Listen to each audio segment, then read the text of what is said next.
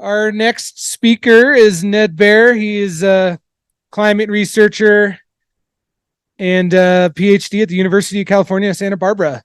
And I know he's done a lot of work here with Snarl. And you were a Mammoth Patroller at one point, right? That's right. Yeah, 10 years. Yeah, 10 years on the Mammoth Patrol. So skiing enthusiast, and he's taking it into more snow research. And he's going to give us some insight on glide avalanches. Okay. Thanks, everyone. Thanks, Steve. Yeah, always a pleasure to be here at the Page Center. This is a big improvement. I started doing my PhD in 2007 at UC Santa Barbara. So I'm going to talk a little bit about glide avalanches, which are something that I think we're going to see more of in the future as our climate warms. I tried to come up with a pithy title, so that's my best shot there. Because I did learn once I started skate skiing about the importance of glide, right? It is, it's a big deal. And it turns out the snow does it too. It's not just about the top of the snow, but it's about what's going on at the interface between the snow and the rock, or snow and grass. And all snow pretty much on a hill is gliding and moving downhill. I want to thank my co-authors on this, Franz Joseph Retsch, who's from Boku in Vienna, came over and did his master's, lived in Snarl here at our as Steve was saying, the biggest winter we've had. I think this could be bigger than 1862. We don't really know, but something like 150-year winter. So really historic. And Sue Burak also, who I've been working with for a long time. We did some consulting in Yosemite at this glide path here, Olmsted Point. So this is from 2016. This is a Maxar image. You may have seen them in the papers lately, right? For instance, with what's going on in Gaza. They provide very high resolution imagery from Worldview. These are like half-meter pan-sharpened pixels. So that's at the time a big year. 2016 looks pretty small compared to what we just went through. And that's the road. Olmsted Point is that overlook as you're going through Tuolumne. You can see Half Dome, and it's been a persistent problem. But we can now see that these avalanches from satellites on clear days. So I'll talk more about that.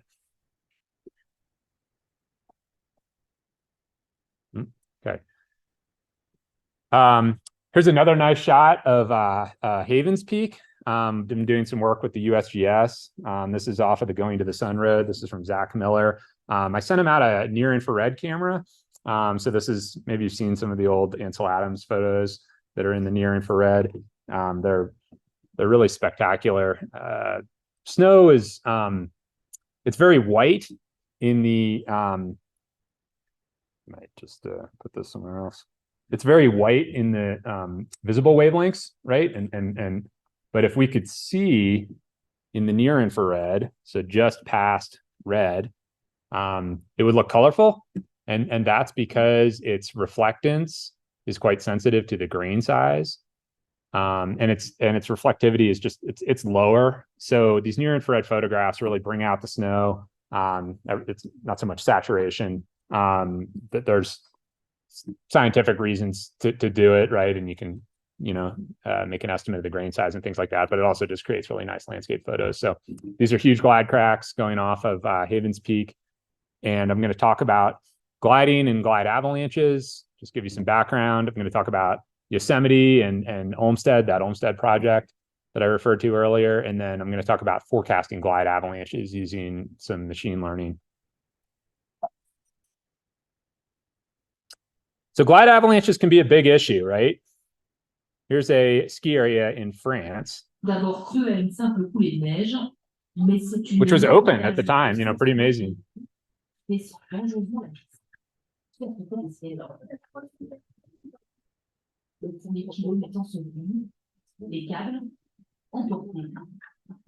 on avait l'impression que c'était plutôt inoffensif. Sur le télésiège, 41 vacanciers sains et saufs. Ils seront évacués en hélicoptère par les secouristes. Quant à la piste noire, elle était heureusement fermée à cause des risques de coulée. I heard tourism fermé. That means no more tourism that's closed. Les coulées sont fréquentes, mais pour l'instant inoffensives. Ça peut être au passage d'un skieur comme un phénomène naturel. Yeah, so that's let's see, March 2nd, 2012. Apparently they've had another avalanche that also it didn't destroy the next lift, but hit it. So they've got a big problem there. And of course, that was analyzed by these guys, Stefan Margrath, Anstey, and Bain. The lifts are damaged. They actually, it's not a part of the avalanche hazard zoning maps in Europe. Glide avalanches aren't a part, and they are thinking of incorporating them in a lot of ways. Switzerland, France, Austria, they're pretty far ahead of us, I would say, in terms of avalanche hazard zoning and forecasting. So these are a threat that we're going to see more of with climate change and something that's already a big problem. As Steve showed, these nice shots. I don't know who the photographer is, but one of them was Barbara Wanner for the photograph on the right, and on the left you can see those glide cracks. Now, I've never seen glide cracks on Little Morrison right there. I'm sure there have been. I didn't think the rock, the subsurface, was right for it. I thought it usually for instance, on Mammoth Mountain or these pumice areas where the soils are very porous, the water doesn't percolate in a way that's conducive to glide avalanches. But we saw a lot of glide activity, and that's a lot of that was just a function of the extensive snow coverage and how deep it was. So snow, and it's brittle to ductile transition. Now, that sounds sort of academic, and but it really, I think everyone probably understands intuitively what I'm talking about here. Snow at low strain rates, so when it's moving slowly, it can bend and deform ductily. So think of like silly putty, right, or Play-Doh, and we see that on our eaves, right? And that was probably a problem for some of you this past winter with your windows getting damaged, or big ice dams, and you see that curling over. If it's loaded really rapidly, like through a storm or through explosives, it can fracture brittly, okay, which is like throwing something through a window, and that there's no deformation, it just fails. And this is common among materials to have this behavior, right, where they act differently. I mean, for instance, glass. You notice old windows; they kind of look like liquids. You noticed that before, right? So this is a nice slide from John McGrath. I used to work with on Ski Patrol. That's Cornice Bowl there from probably the 80s. So let's talk about some definitions of how snow deforms. Okay, as I said earlier, you have glide, where the snow it's all moving downhill, like that permanent snowfield, semi-permanent snowfield, right, on Dave's, which, by the way, used to be a permanent snowfield. I worked with a guy named Chris Litza, who some of you probably know here, who grew up here, and said that in the 60s and 70s that would never melt, but now it only stays around in the big years. But that's quite a bit lower if you go up there than where it was at the beginning of the season. That's all moving downhill, right? If you hike up there, you'll notice it's pretty far past the rollover on Dave's. So the snow is constantly gliding downhill. Think of like a slip and slide, right? Glide, it's moving downhill. It's also creeping, and that's internal deformation driven by gravity. And it just has to do with, if you look at these lines, there's more snow up here compared to down here, right? And so it's that explains that sort of like on the roof eaves, and you get that bowing over shape. And then together, you get these forces together, you get glide and creep, and that's what you see on a slope. This is what it looks like at Olmsted Point. Glide crack opening from one of our cameras.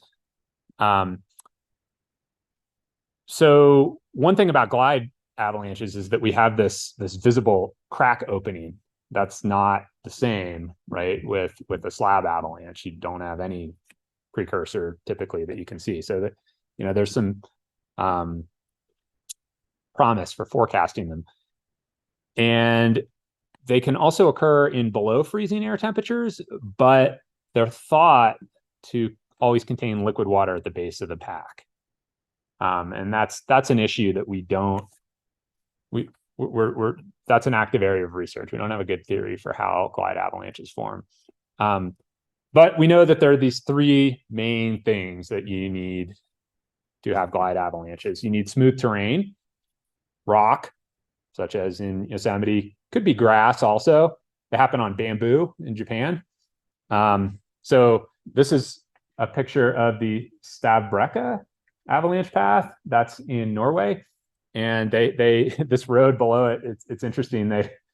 It's a tourist road. It's kind of like the road in Yosemite Valley, and they have this huge glide avalanche path. And if and also glide avalanches, I should say, they take out typically the whole winter's snowpack or whatever has accumulated on top of them. So if this thing avalanches and fails and hits the road, they're like great, and they send snow clearing equipment through and they open. But if it doesn't, it's a disaster, right? Because they don't know when it's going to fail. And so they've tried all kinds of things here, from time lapse monitoring to INSAR to radars to glide shoes, which are these.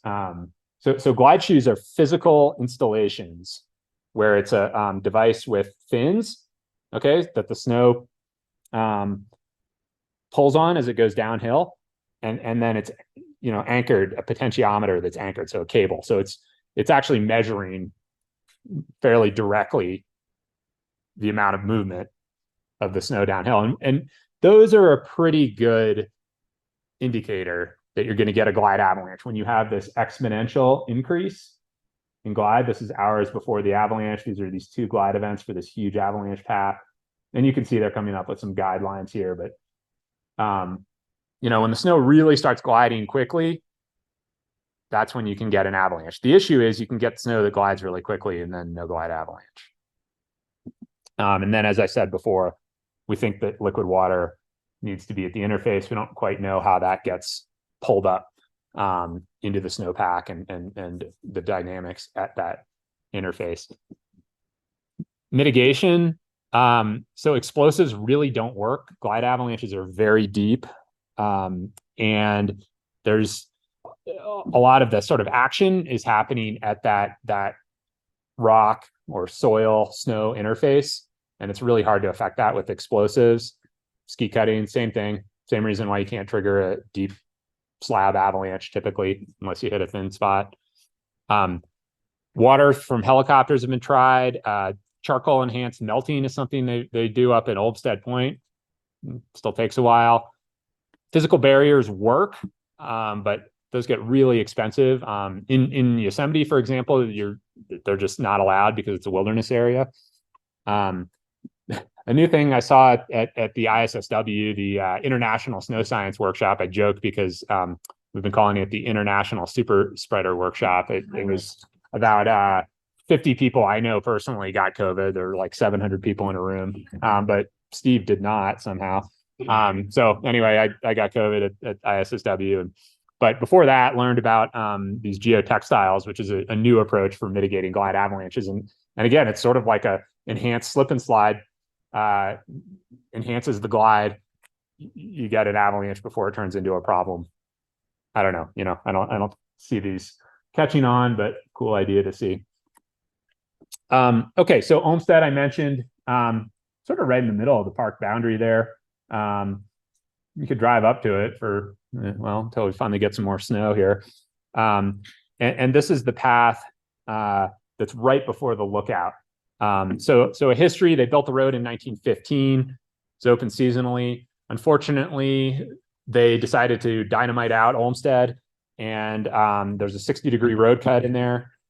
And then now they have this issue after what they did in 1915, where you're not allowed to install, say, nets or a device like a snow shed okay, which is like think of you've probably seen them up at maybe Donner Pass, or, it's essentially an enclosed shed that the snow will go over, covering them. But, these are expensive. They don't work in a wilderness setting. So road was paved in 1937, had some near misses, culminating in this fatal accident in 1995. Barry Hance, there's a plaque up there for him. He was unfortunately working in an unenclosed cab with a bulldozer. So a lot of safety issues there that Yosemite has fixed since, but really just a tragic event, and probably it's unclear what happened, and whether this was even what type of avalanche it was. It probably was a glide avalanche, where the bulldozer removed the toe of the avalanche, so right at that 60-degree road cut. And that's where, because you have the glide crack at the top, there's nothing holding it there. The flanks aren't really doing much. This so-called stock wall, so the bottom of the glide avalanche, that's probably where most of the support is. So if you cut that out with a bulldozer, that you can have a big accident. In response, the park hired Norm Wilson, the former general manager at Alpine Meadows, to come in. He came up with a lot of ideas. One of them was to blow up charcoal, enhance the melting with charcoal. You can see them doing that June 4th. And then that was a big year, by the way, 1998, and putting a lot of debris on the road. So they do that now. In 2015, we were hired to go up there and do some new hazard evaluation framework. And we went in from El Portal to install a weather station and time-lapse camera. It took about 12 hours, like cutting through trees and going on this little Tucker snowcat, burned up snowmobile track. It was really, really a rough trip coming in from the west side, but pretty cool to be up there April 15th and see all the glide activity off Tenaya Peak there, and Clouds Rest, right? And of course, Olmsted, a small avalanche coming through there. But these glide, the terrain is perfect for gliding, right? In Yosemite, because it gets a lot of snow, steep, smooth granite, and it's impenetrable. Okay, so there's an error on this slide. Feel free to stop me and point it out. But it was I'll see if anyone guesses it while I'm talking about where these cameras are. So that's where we originally put the weather station. We had a wilderness permit to put it over here in this unnamed dome. Looks straight at it. Wilderness permit actually ran out. So we've been mounting it up here at this tree. So it's kind of an oblique angle. And then of course there's the parking lot. Does anyone see the error in that?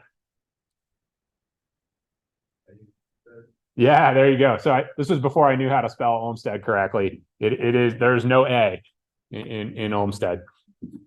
Good job. Who said that? Nice job. Okay. So 2016 through 2023.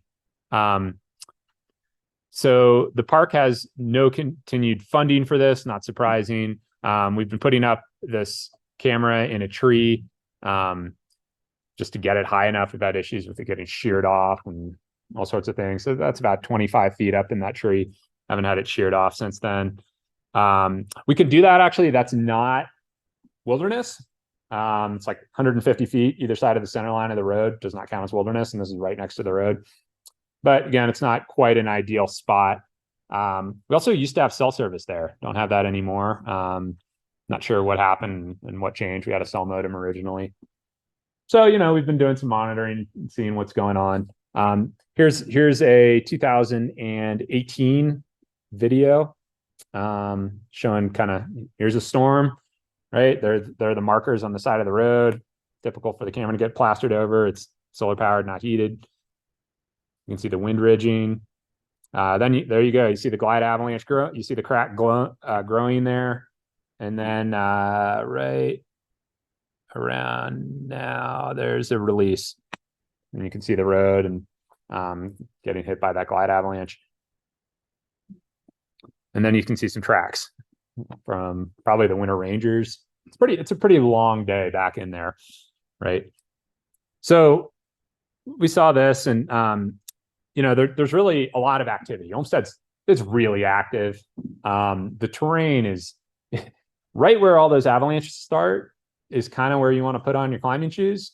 Like you can scramble around lower on Olmsted and it's fine, but like right when you get up where these things all start, it's like, okay, it's steep and it's very smooth, no cracks, nothing, just smooth, in some places polished granite, and not surprising that that's where the avalanches start. So it's a very productive path.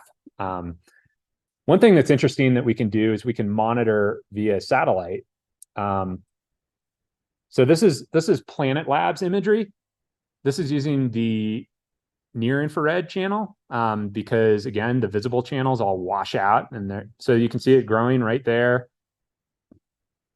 And these are clouds when it gets, but you can see big crack forming. And then, okay, so then you're going to just see melt out. Yeah, so this is tough to unwrap here what's going on. But if we go back and you look at this, I froze this right here. Can you see how it's a little darker right there? I think that's actually the glide avalanche debris. So all this, this is of course the glide crack, but it's easy to conflate that with the melting out on the slope also. And these pixels, these are about 3 meters. So the pixels are pretty big, but the advantage of Planet Labs is it's daily imagery. So you can monitor these things daily. So I'll show this one more time. So, this has been an ongoing problem in remote sensing, that we just don't have the resolution needed for avalanche monitoring. It's too coarse typically, the pixel size, and those like Maxar, those aren't the Worldview satellites aren't daily like these small Planet Labs satellites. So that's showing some promise there.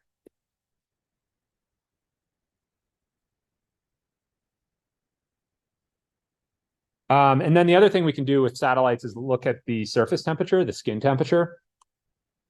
We know that Olmsted is quite a frequent performer, so we can look at use a satellite like GOES. GOES is geostationary. It's a weather satellite, and it's always. It means that it's always in the same position relative to Earth, right? So it's a good way. It can monitor temperatures at 10-minute time intervals. And what we see here is when we get some new snow, this is just measured at Mammoth at the ski area. Then we get this spike in this brightness temperature, okay, going up here close to 0K. And then another spike, then we get a glide avalanche. And that seems to be pretty consistent. When you get new snow, you get a little bit of warming, glide avalanche. It really doesn't take much at Olmsted. What's been interesting about this project is Olmsted, it turns it's not that hard to forecast there. It's such a productive path. But this is something we didn't know until we started monitoring it. So we also put in eye button temperature sensors. So these are like they look like watch batteries, wedge them into the cracks. They'll log all winter long. You can see them logging right here, that little, it's tough to see, but this guy, no, it doesn't look like it's moving. This guy will move up and down here, and there he goes, and show you this is 32 degrees. Again, they're not shielded, so just solar radiation alone can give you kind of a wrong ambient temperature, but pretty warm there. Okay, it's east facing, it's getting a lot of sun. We think there's liquid water present at Olmsted year round, running underneath the snow.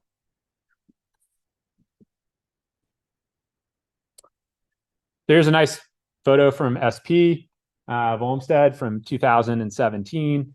What did we find out? Well, we found out it's a frequent performer, often gets avalanches after new snow. They're accelerated by warming. The time lapse, it's been a mixed bag. Happy to talk cameras and time lapse enclosures if anyone's interested afterwards. It's not the easiest thing to just put a camera out in October and go retrieve it in June or July without some failures. So we had 4 successful years, 3 with issues.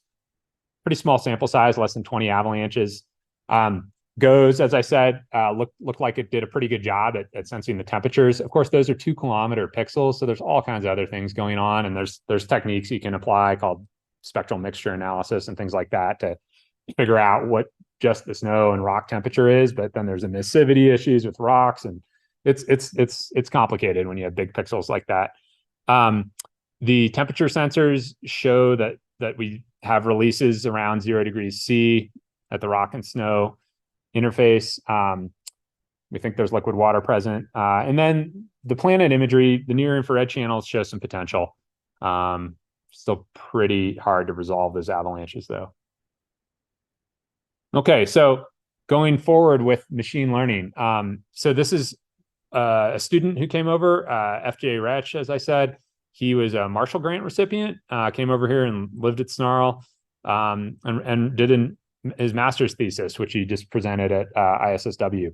So I'll just go over that. I wanted him to use the Olmsted data, but of course we didn't have much. He wanted to do a statistical analysis, and we have less than 20 events that we've observed. We have some stuff from Norm Wilson's atlas, but really we don't. You need more like a couple hundred, couple thousand events to start doing statistical work, especially machine learning. So what did we do? We looked back into the literature. There's a long history, like a lot of things in avalanche research, that's it's long but shallow. So that means that there's a lot of interesting problems to work on that someone might have started in the 80s or something and really didn't get a whole lot of work. So there's nearest neighbors.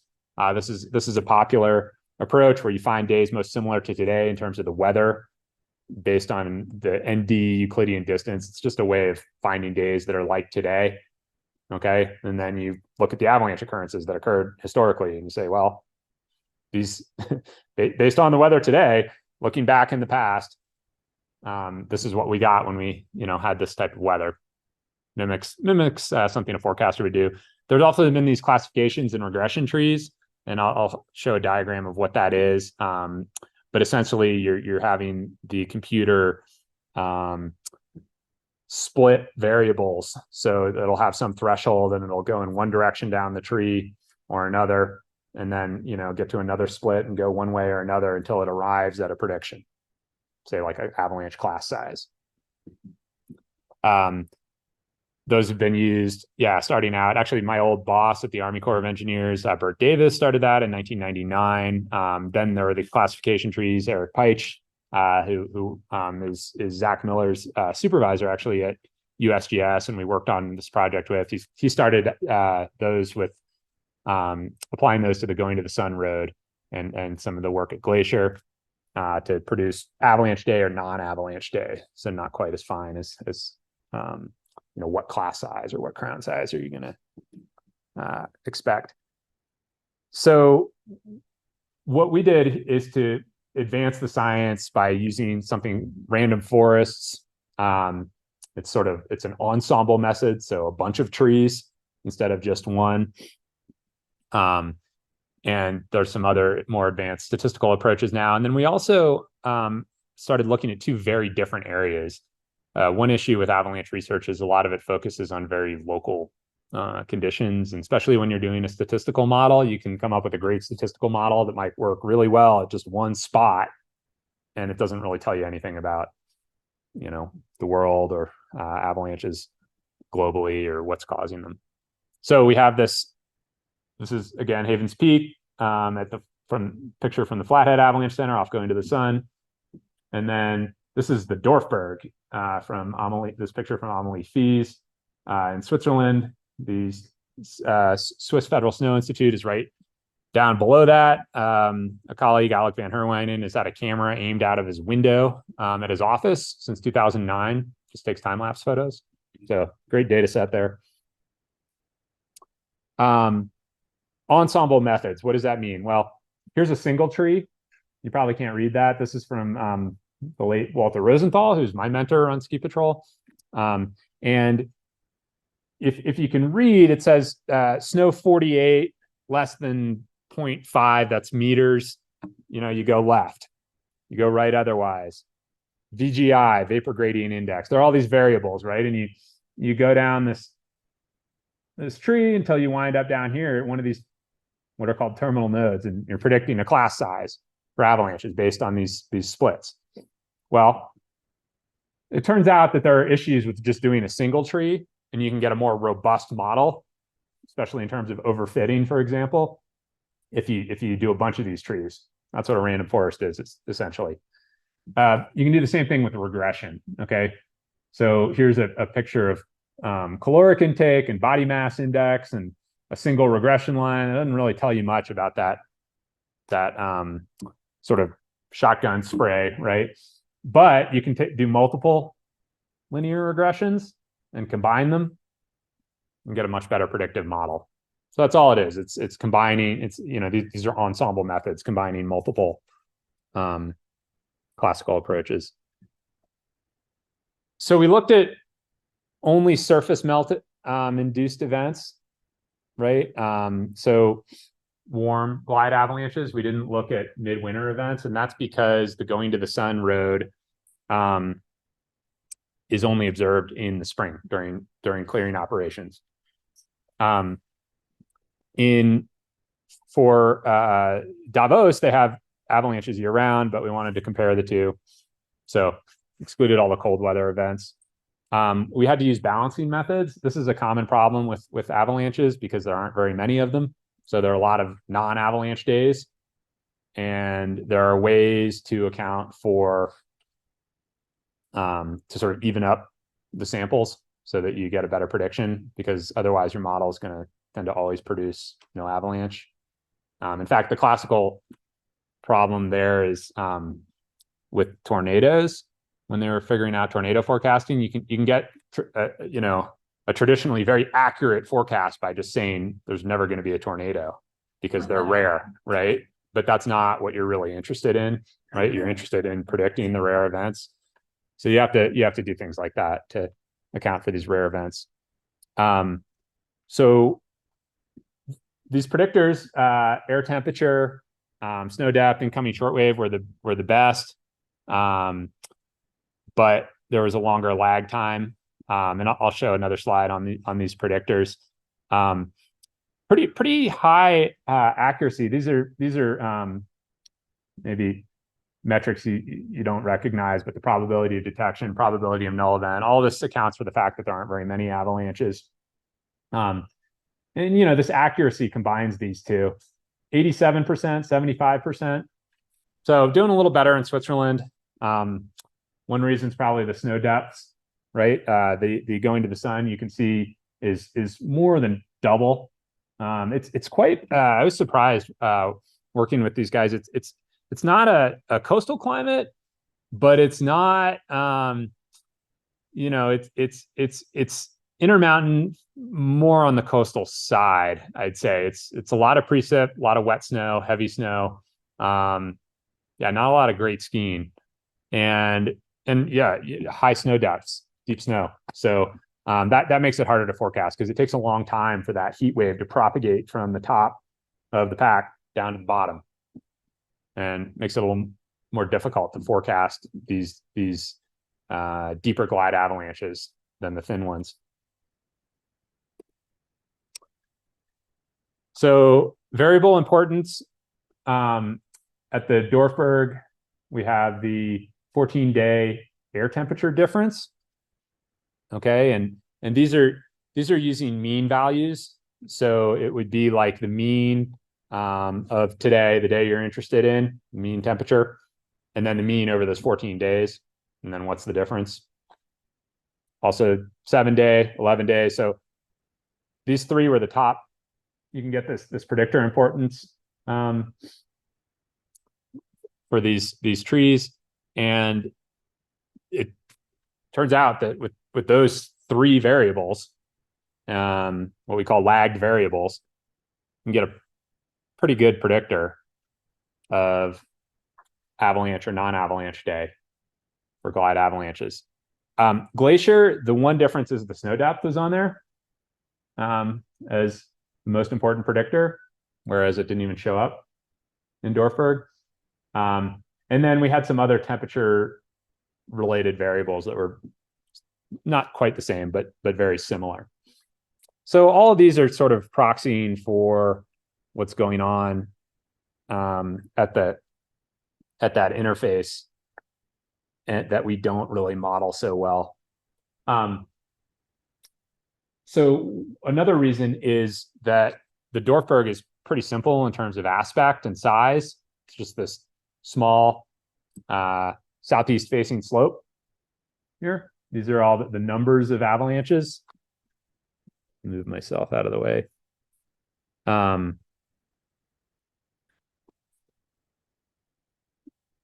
These are the numbers from each path that they've recorded since 2009.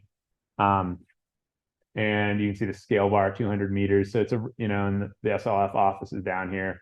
It's a relatively small area, single aspect. This is the going to the sun avalanche atlas. And this scale bar, you can't read it, but that's 4 kilometers right here. Okay. So it's like an order of magnitude larger, and it's all different aspects. So different elevations, aspects, bigger area to forecast for.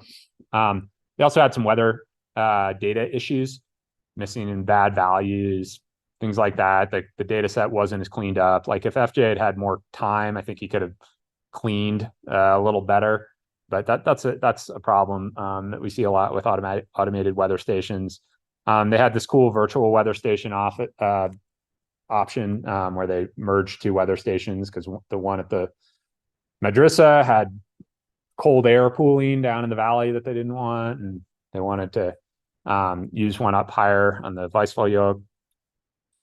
And then, of course, the thinner snowpack made it a little easier. All right, and that's it. Here's a picture from what they're dealing with in Austria, right below the avalanche nuts. You can see it looks like a pow day here, whatever the ski area is. But and not too much snow on top of the rocks, so that must have happened right after the fresh snow. And yeah, thanks. Okay, go ahead.